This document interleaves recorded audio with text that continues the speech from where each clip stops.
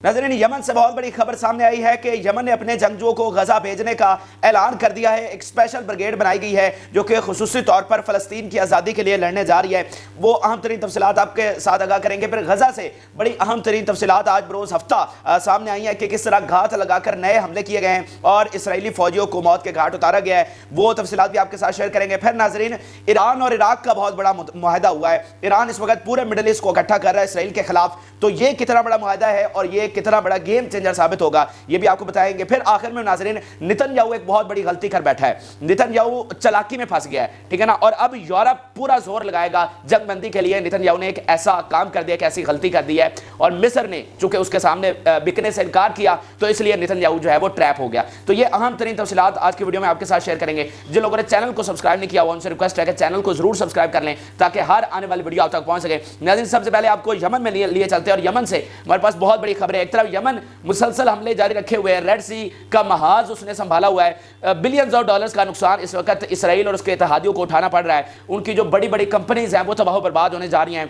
Default होने जा रही है क्योंकि नुकसान इतना ज्यादा हो रहा है कि वो उसको बर्दाश्त नहीं कर पा रहे हैं। फिर अमेरिका ने प्रॉस्पेरिटी गार्डियन शुरू किया लेकिन वो भी फेल हो गया, कुछ काम नहीं कर सका।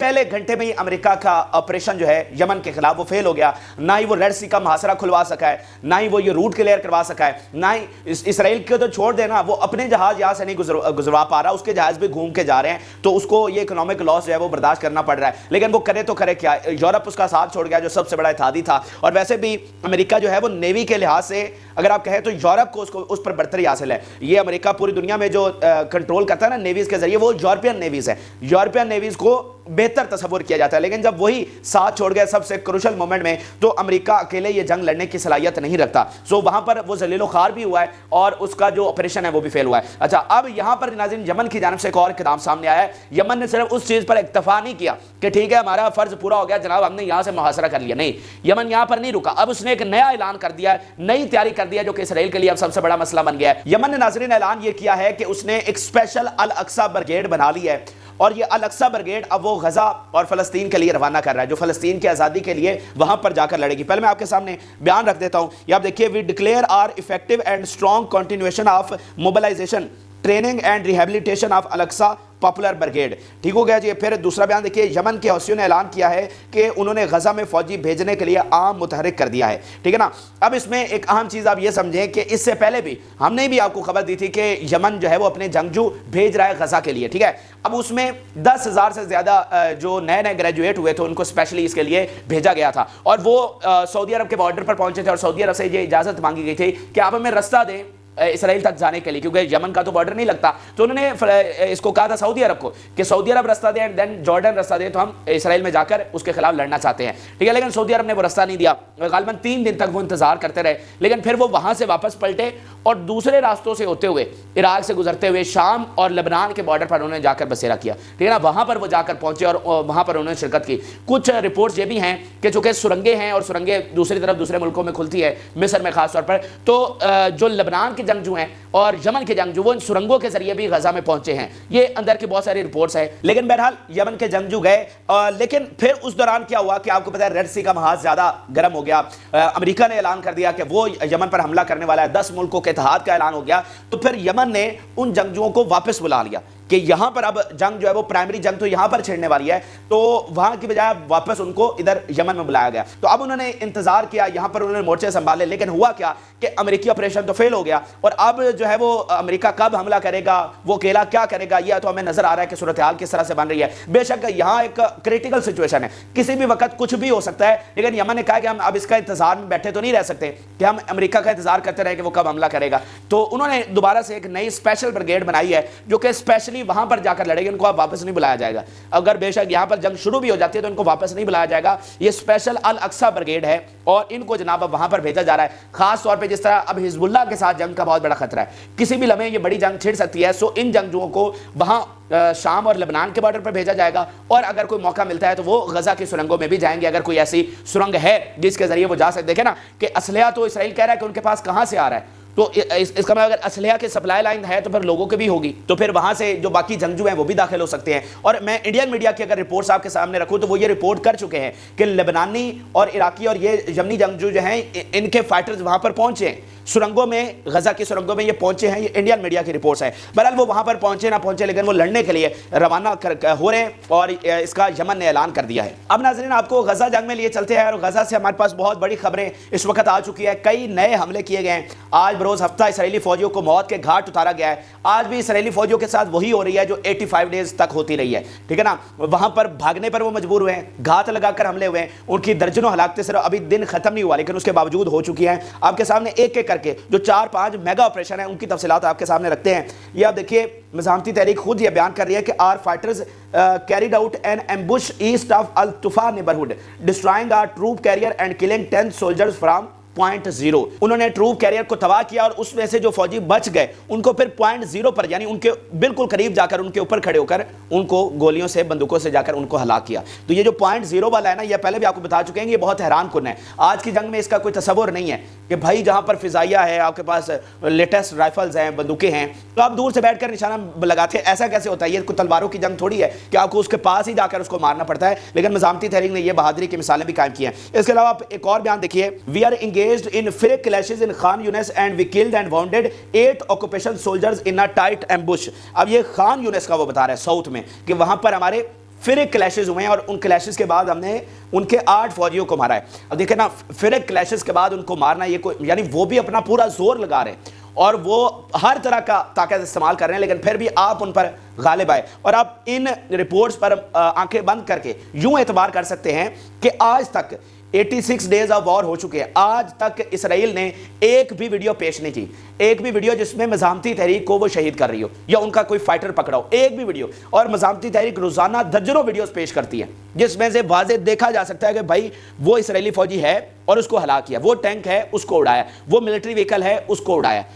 پروف بالکل ویڈیو ثبوت موجود ہے لیکن وہ آج تک ایک بھی ویڈیو ثبوت نہیں دے سکے, ٹھیک ہے. تو اس لیے آج پوری دنیا کا جو میڈیا ہے وہ مزاحمتی تحریک کے ان سارے بیانات پر, تمام چیزوں پر وہ آنکھیں بند کے اعتبار کر رہا ہے اور تمام چیزوں کو ایز اٹ از چلا رہا ہے جیسے مزاحمتی تحریک ان کو بیان کرتی ہے. اب ذرا آگے چلیے, جو اگلا ایک حملہ ہوا ہے مارکیوا ٹینکس کو ناظرین نشانہ بنایا گیا ہے. Israeli Merkava tanks were blown up with the Shahbaz device north of the Bureij refugee camp in central Gaza strip.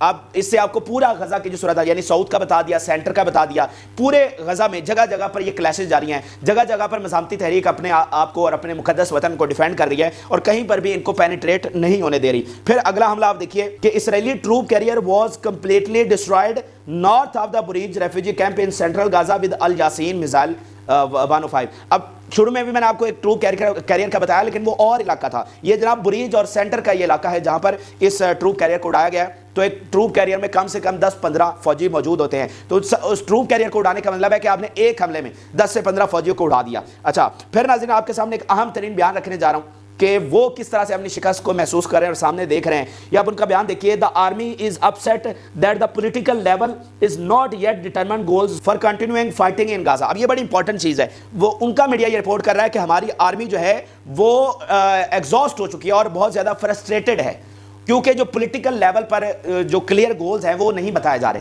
Political level پر کوئی فیصلہ نہیں ہوا کہ ہم نے اس جنگ کا کرنا کیا ہے. یعنی آپ جنگ شروع کرتے ہیں تو آپ کا ایک اینڈ گیم ہوتا ہے نا کہ آخر میں ہم نے ہدف کیا حاصل کرنا ہے. تو پولیٹیکل لیول پر کوئی کلیئر ڈائریکشن نہیں, ان کے پاس کوئی روڈ میپ نہیں ہے. یہ بڑی انپورٹنٹ چیز ہے کہ آپ دیکھیں نا کہ اسی وجہ سے روزانہ نیتنیاہو کا ایک دن ایک بیان آتا ہے, دوسرے دن دوسرا آتا ہے. بائیڈن جو ہے وہ روزانہ نیتنیاہو کو فون کر کے ہر دوسرے چوتھے دن اس کو پریشرائز کر رہا ہے, یہ کرو یہ نہ کرو. اب جیسے اس نے پیلسٹائن کے غزہ کے ٹیکس روکے ہوئے تھے, جو فنڈز ان کو ملتے ہیں وہ روکے ہوئے تھے, اور کل بائیڈن نے کال کی اور اس کے لیے لینگویج کیا استعمال کی, ٹائمز آف اسرائیل یہ کہہ رہا ہے کہ ان ا فرسٹریٹنگ کال, یعنی باقاعدہ ڈانٹا بائیڈن نے نیتنیاہو کو کہ ان کے پیسے کیوں روکے ہوئے, ان کو پیسے دو, ٹھیک ہے نا. تو نیتنیاہو جو ہے وہ وہاں پر جو ہے سرکس لگی ہوئی ہے. ان کا میڈیا خود کہہ رہا ہے کہ ہمارے ایڈیٹ بیٹھے ہوئے مسخرے وہاں پر بیٹھے ہوئے, ایک سرکس چل رہی ہے. یعنی پبلک کا پریشر اور بغاوت الگ سے. آرمی یعنی آرمی سولجر نیتنیاہو سے نہیں ملنا چاہتے, جو زخمی ہو کے آتے ہیں نیتنیاہو ان سے ملنے کی کوشش کرتا ہے, وہ کہتے ہیں ہم نے نہیں ملنا, ٹھیک ہے. فیملیز اس کے خلاف اتنا بڑا مظاہرے کر رہی ہیں, کئی جگہوں پر انہوں نے دھرنے دے رکھے ہیں. ڈیفینس منسٹر اور موساد چیف کی وہ کہتا ہے آپس میں یہ دونوں ملاقات نہ کریں. وہ کہہ رہا ہے کہ یہ دونوں یعنی ڈیفینس منسٹر اور موساد چیف یہ 1-on-1 میٹنگ نہ کریں. یہ مطلب یہ آپ جنگ کیسے جیت سکتے ہیں بھائی؟ اس طرح سے جنگیں جیتے جاتے ہیں؟ اس طرح تو کرکٹ کا میچ نہیں جیتا جاتا اور آپ جنگ جیتنے کی بات کر رہے ہیں. تو یہ اس وقت سرکس چلی ہوئی اور ان کو کچھ سمجھ نہیں آ رہی. بہرحال اب آگے آپ کو چلتے ہیں. ایران اور عراق کے حوالے سے جو بہت بڑا معاہدہ ہوا ہے جو گیم چینجر ثابت ہوگا اس پوری جنگ میں اور مڈل ایسٹ کے حوالے سے. ناظرین ایران کیا کر رہا ہے اور خاص طور پہ اس جنگ نے امپیکٹ ڈالا ہے کہ پورے مڈل ایسٹ کو اکٹھا کر رہا ہے. پورا مڈل ایسٹ اب بذات خود یہ سوچ رہا ہے کہ ہمیں اکٹھا ہونا چاہیے. پہلے آپ یہ بیان دیکھیں کہ یہ کتنا بڑا عمل ہو گیا ہے کہ اب major setback for American control over عراق's natural resources. Iran has agreed to help Iraq build its refineries and the two countries will invest in joint gas and oil fields. ٹھیک ہے نا. اب یہ بہت بڑی بات ہے کہ ایران جو ہے وہ عراق کی جو گیس اور آئل کی ریفائنریز ہیں ان کو دوبارہ سے ریبلڈ کرے گا اور اس سے عراق جو ہے وہ بہت زیادہ منافع کمائے گا, وہ اپنے پیروں پر کھڑا ہوگا, اس کی معیشت بہتر ہوگی. اور جو امریکہ یہاں سے نیچرل گیس اور تیل اور پتہ نہیں کیا کیا چیزیں نکال کر یہاں سے یہاں کی دولت لوٹ کر وہ یہاں سے 20 سالوں سے وہ عراق کی دولت لوٹ رہا ہے اور اس کو کوئی پوچھنے والا نہیں ہے. تو اب یہ جو سیاہ دور ہے, یہ جو ظلم کا دور ہے, یہ اختتام ہونے کو آیا ہے. اور اس سے پہلے اگر آپ دیکھیں تو ایران اور شام میں بھی معاہدہ ہو چکا ہے. ایران نے کہا کہ ہم تمہاری جو ریفائنریز ہیں ان کو بھی بلڈ کریں گے. تو یہ سیدھا امریکہ کے لیے تھریٹ ہے. لیکن اس جنگ نے تمام مڈل ایسٹ کے ممالک کو یہ سوچنے پر مجبور کیا کہ ہم ایک دوسرے کے ساتھ کیوں لڑ رہے ہیں, ہمارے اختلافات ہی کیا ہیں. یعنی باہر سے آ کر وہ ہماری تباہی اور بربادی کر رہے ہیں. یعنی آج عربوں کی کتنی کہ وقت دنیا کے سامنے آئی ہے کہ عرب اتنے جوگے بھی نہیں ہیں کہ وہ پانی کی ایک بوند بھی غزہ کے اندر بھیج سکے. اچھا یہ اب ذہن سے نکال دیں کہ سعودی عرب نہیں چاہتا یا UAE نہیں چاہتا یا کوئی دوسرا نہیں چاہتا. دیکھیں ان کے انٹرسٹ کچھ اور ہو سکتے ہیں, لیکن کیا وہ یہ بھی نہیں چاہتے کہ اندر پانی کی ایک بوند بھی نہ جائے؟ ایسا تو نہیں نہ ہو سکتا. وہ سب چاہتے ہیں کہ یہاں پر جگ بندی ہو, یہاں پر خوراک اندر جائے, پانی اندر جائے, اور وہ اس کے لیے کوششیں بھی کر رہے ہیں. میں آپ کو یقین سے کہہ رہا ہوں یہ تمام ملک اس کے لیے سر توڑ کوششیں کر رہے ہیں, لیکن ان کی وقت اتنی بھی ثابت نہیں ہو سکی, وہ اتنا بھی پریشرائز نہیں کر سکے کہ پانی کی ایک بوند وہ اندر بھیج سکے. پوری دنیا کا آئل مڈل ایسٹ سے جا رہا ہے لیکن وہ 1 لیٹر پیٹرول وہ اندر نہیں بھیج سکے, کہ ایندھن اندر نہیں بھیج سکے کہ بھائی سردیوں کا موسم ہے, ہاسپٹل بند ہو گئے, انرجی وہاں پر, اب بجلی وہاں پر ہے نہیں. اتنی بھی ان کے وقت ثابت نہیں ہوئی. تو اس چیز نے تمام ملکوں کو سوچنے پر مجبور کیا ہے کہ بھائی ہم آپس میں کیوں لڑ رہے ہیں, اتنی دہائیوں سے لڑے جا رہے ہیں اور باقی ہمارا فائدہ اٹھا رہے ہیں. پھر آپ ایران کی آپ اس میں اسٹریٹجی دیکھیے کہ 40 سالہ اس کے اختلافات تھے مصر کے ساتھ, اور ایران نے خود فون کیا مصری صدر کو ہمیں اختلافات بھلا کر آگے بڑھنا چاہیے. سعودی عرب کے ساتھ انہوں نے تعلقات بہتر کیے. پھر جو ملک جیسے لبنان, سیریا, عراق اور یمن جو ایران کے انفلوئنس میں ہیں, ان کی تو پراسپیرٹی کے لیے, ان کی بہتری کے لیے, ان کی خوشحالی کے لیے ایران پورا زور لگا رہا ہے, پوری کوشش کر رہا ہے کہ ان کو اپنے پاؤں پر کھڑا کیا جائے. کیونکہ ایران کو سمجھ آ گئی ہے کہ اگر خاص طور پہ عراق اور شام یہ اپنے پیروں پر کھڑے ہو جاتے ہیں تو یہ مڈل ایسٹ کی پوری تقدیر بدل سکتا ہے. ٹھیک ہے, یہ پورے دیکھیں نا شام کتنا امپورٹنٹ کنٹری ہے. یعنی دنیا میں, یہ بڑی امپورٹنٹ بات آپ کو, دنیا میں جو سب سے پرانی تہذیب ہے وہ شام میں پائی جاتی ہے. یعنی اگر دنیا میں تہذیب کا آغاز شام سے ہوا تھا, یہ اتنا امپورٹنٹ کنٹری ہے, تو اس کا حشر آپ نے کیا کر دیا. آپ نے کتنے مقدسات جو مزار ہیں ان پر بم گرائے ہیں, اس کو کوئی پوچھنے والا ہے؟ آپ ان کے ذخائر لوٹ کر لے گئے. تو اس چیز نے ایک فائدہ تو یہ کیا ہے کہ مڈل ایسٹ کو اکٹھا کر دیا, مڈل ایسٹ کو سمجھ آ گیا. اور یہ آپ پھر ایران کا ایک اور بیان دیکھیے, commander of the Quds force in the revolutionary guard, the Zionist entity and its successors, America have failed to achieve any military achievement since the start of war. وہ کہہ رہے ہیں کہ امریکہ جو ہے وہ پوری طرح سے اس جنگ میں فیل ہوا ہے. اچھا یہ ایران اور اس کی ساری اسٹریٹجی تھی. اب میں آپ کے سامنے نیتن یاہو جو وہ بڑی غلطی کر بیٹھا ہے, اپنی چلاکی میں وہ پھنس گیا ہے, وہ آپ کے سامنے رکھنے جا رہا ہوں. پہلے آپ کے سامنے میں وہ بیان رکھتا ہوں کہ نیتن یاہو نے غلطی کیا ہے. ناظرین Nitin Yahoo says western countries must absorb Palestine refugees. اب یہ بہت بڑی چیز ہے, بہت بڑی, یہ اتنی بڑی چیز ہے. میں آپ کے ساتھ آج آپ میرا یہ بیان ریکارڈ کر کے رکھ لیں. اس بیان کے بعد جو نیتن یاہو نے غلطی کی ہے, پورا زور لگائے گا یورپ, پورا زور لگائے گا جنگ بندی کے لیے, اور آگے آنے والے چند دنوں میں آپ کو جنگ بندی کے لیے پورا, مجھے لگتا ہے کہ جنگ بندی ہو جائے گی اس عمل کے بعد. اور بھی بہت سارے عوامل ہیں, ساری باتیں ایک چیز کے لیے ایک عمل تو نہیں ہوتا, بہت ساری چیزیں اکٹھی ہو رہی تھی. لیکن جہاں بہت ساری چیزیں اکٹھی ہو رہی ہوتی ہیں وہ پھر ایک ایسی چیز آتی ہے کہ وہ سب کو سپورٹ کرتی ہے اور اس عمل کو, اس ٹارگیٹ کو اچیو کرنے میں. تو یہ وہ والی جو اگنائٹ کرتی ہے, جو اس کے لیے فیول ثابت ہوتی ہے. تو یہ والا جو عمل ہے نا, یہ اتنا بڑا عمل ہے کہ یورپ اس کے بعد نہ اسرائیل کی مدد کرنے والا ہے اور وہ ٹل لگائے گا جنگ بندی کے لیے. اس کی وجہ کیا ہے آپ دیکھیں کہ جنگ تم کر رہے ہو, تباہی تم لے کر آ رہے ہو, اور جو مہاجر ہیں وہ یورپ قبول کریں. میں ان کے اینگل سے بتا رہا ہوں, صحیح غلط کو چھوڑ دیں. تو وہ کیوں قبول کریں؟ یعنی وطن فلسطینیوں کا ہے, تم ان کو نکال کر یورپ کے حوالے کرو. پھر اگلی بات سمجھیے کہ آپ نے آج تک یورپ کو اور وہاں کے عوام کو کیا بتایا کہ فلسطینی دہشت گرد ہیں, یہ بتایا نا یورپ کے لوگوں کو. تو آج تم کہہ رہے ہو کہ یہ دہشت گرد تم نہیں رکھ سکتے اور یورپ کو کہہ رہے ہو کہ تم لے لو. یعنی یہ کتنی مضحکہ خیز بات ہے کہ 75 سال آپ جن کو دہشت گرد کہتے رہے, آج یورپ کو کہہ رہے ہو کہ وہ دہشت گرد تم اپنے پاس رکھ لو. تو یہ کیسے ہو سکتا ہے؟ تو یورپ کو اس کے بعد، اس عمل کے بعد، اور ان کی حکومتوں کو، عوام تو پہلے ہی خلاف ہے نا، عوام تو پہلے ہی ان کے سامنے حقیقت کھل گئی ہے کہ اسرائیل کی حقیقت کیا ہے، اور جو ظالم ہے وہ اسرائیل ہے اور مظلوم فلسطینی ہے، اس لیے وہ فلسطینیوں کے ساتھ کھڑے ہو رہے ہیں۔ لیکن حکومتوں کو سمجھ آ گئی ہے کہ بھائی یہ بحران جتنا بڑھے گا اس کا نقصان امریکہ کو نہیں ہوگا، اس کا سب سے زیادہ نقصان یورپ کو ہوگا۔ ایک تو امیگریشن کی صورت میں یہاں سے امیگریشن ہونی ہے، کیونکہ یہ جنگ اسرائیل کی جنگ تو نہیں رہے گی، یہ مڈل ایسٹ کی جنگ بنے گی، مڈل ایسٹ سے پھر افریقہ پہ یہ داخل ہو سکتی ہے، تو پھر یہ یہاں سے ساری جو امیگریشن ہوگی وہ یورپ میں ہوگی۔ یورپ کا سب سے بڑا مسئلہ وہ امیگریشن ہے، ٹھیک ہے۔ تو اب ان کی حکومتیں ٹیل لگائیں گی کہ بھائی یہ مسئلہ ختم ہو، کہ ایک طرف یہ امیگریشن کا ایشو آئے گا، دوسرا اکنامک لاس جو یمن نے رستہ بند کر رکھا ہے، سب سے زیادہ نقصان یورپ کو ہو رہا ہے، ٹھیک ہے۔ تو اب یہ معاملہ جو ہے نا بہت خراب ہو گیا، اور اس سے ایک چیز اور سمجھے کہ اس کا مطلب مصر اور جارڈن نے بکنے سے انکار کر دیا، کیونکہ پہلے یہ کوشش تھی نا کہ مصر اور جارڈن جو ہے ریفیوجیز کو اپنے ملک میں رکھیں، لیکن مصر نے بکنے سے انکار کیا، جارڈن نے، تو اسی لیے اب یہ مجبور ہوا ہے نتن یاہو کہ ان کو ہم ویسٹ میں بھیج دیں، یعنی مڈل ایسٹ میں کوئی لینے کو تیار نہیں ہے، کیونکہ ان کو پتہ ہے کہ اگر یہ اب یہاں سے نکل گئے تو پھر دوبارہ ان کو وطن نہیں مل سکتا۔ اس سے پہلے لاکھوں فلسطینی جو ہے وہ مہاجر ہیں لبنان میں، جارڈن میں اور مصر میں۔ تو مڈل ایسٹ کو یہ پتا ہے کہ اگر اب یہ نکل کر، فلسطینیوں کو بھی پتا ہے کہ ہم واپس نہیں آ سکیں گے، تو اب یہ ویسٹ کو مجبور کر رہا ہے، لیکن ویسٹ یہ کرنے والا نہیں ہے۔ تو یہ بہت بڑی غلطی اس وقت نتن یاہو کر بیٹھا ہے، اور امید کرتے ہیں کہ اب یورپ کی حکومتوں کو سمجھ آئے گی، کچھ عقل کے، کچھ ہوش کے ناخن یہ لیں گے، کچھ عقل کریں گے کہ بھائی اس جنگ سے تمہیں نقصان ہو رہا ہے۔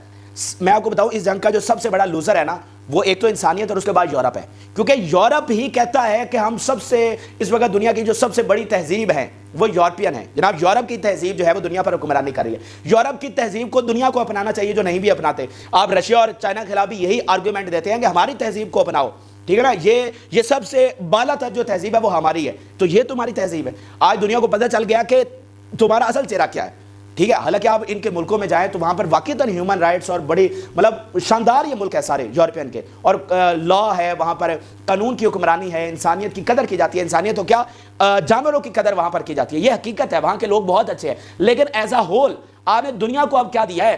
اس سے پہلے دنیا آپ کی مترف رہی ہے، اب دیکھ رہے ہیں کہ یہاں سے سب کا رجحان کس طرف ہے؟ ویسٹ کی طرف ہے نا۔ ہم سارے، ہماری کوشش ہوتی ہے کہ ہم ویسٹ میں جائیں، یورپ میں جائیں، ٹھیک ہے، لیکن آج آپ دنیا کو کیا دے رہے ہیں؟ آج آپ کا چہرہ دنیا کے سامنے کیا سامنے آیا ہے؟ تو سب سے بڑے لوزر تو آپ ہیں۔ یہ آج ان کی حکومتوں کو سمجھ آ رہی ہے کہ ہماری تہذیب بھی گئی، ہم آپ کس منہ سے ہیومن رائٹس کی بات کریں گے؟ جب آج دیکھیں نا کہ یوکرین پر بمباری کل کیا ہے رشیا نے، تو بڑا ہنگامہ مچا ہوا ہے یورپ سے لے کر امریکہ تک، لیکن کون سنے گا آپ کی ان باتوں کو؟ کون سنے گا؟ وہاں پر بھی لوگ سوشل میڈیا بھرا پڑا ہے کہ بھائی یوکرین کی جگہ پہ آپ اسرائیل لکھیں، یعنی رشیا کی جگہ پر اگر آپ کہتے ہیں کہ رشیا ظلم کر رہا ہے تو اس کو ذرا ریپلیس کر کے وہاں پر اسرائیل بھی لکھیں کہ اسرائیل بھی ظلم کر رہا ہے غزہ پر۔ ادھر آپ نہیں لکھتے اور ادھر لکھتے ہیں تو دنیا آپ کی مانے گی؟ آج آپ کی منافقت دنیا کے سامنے آ گئی ہے، تو یورپ کی حکومتوں کو اب یہ ہوش کے ناخن لینے چاہیے اور اس کو فی الفور جنگ بندی کروانی چاہیے، وگرنہ پیچھے جو رہی صحیح کسر ہے نا وہ بھی نکل جانی ہے۔ تو یہ ناظرین اہم ترین اور تازہ ترین حقائق تھے جو کہ آپ کے سامنے شیئر کیے، آپ اپنی رائے ضرور آگاہ کریں۔ جن لوگوں نے چینل کو سبسکرائب نہیں کیا ان سے ریکویسٹ ہے کہ چینل کو ضرور سبسکرائب کر لیں تاکہ ہر آنے والی ویڈیو آپ تک پہنچ سکے۔ اجازت اللہ۔